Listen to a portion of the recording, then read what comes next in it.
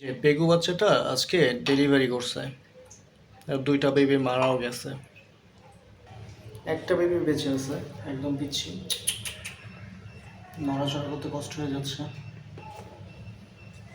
উল্টে গেছে।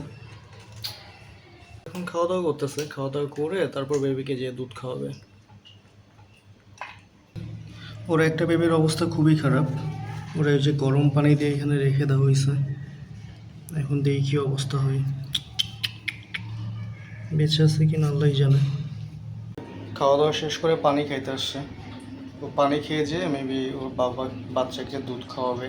ও প্রতিদিনই বাসায় খেতে আসতো, প্রেগনেন্ট ছিল, বাট কষ্টের কথা হচ্ছে দুইটা বাচ্চা মারা গেছে ডেলিভারি করতে যেয়ে।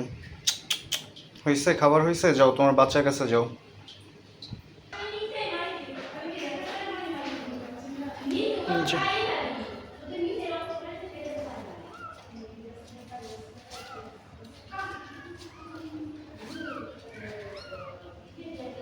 গেছে দুধ খাইতে।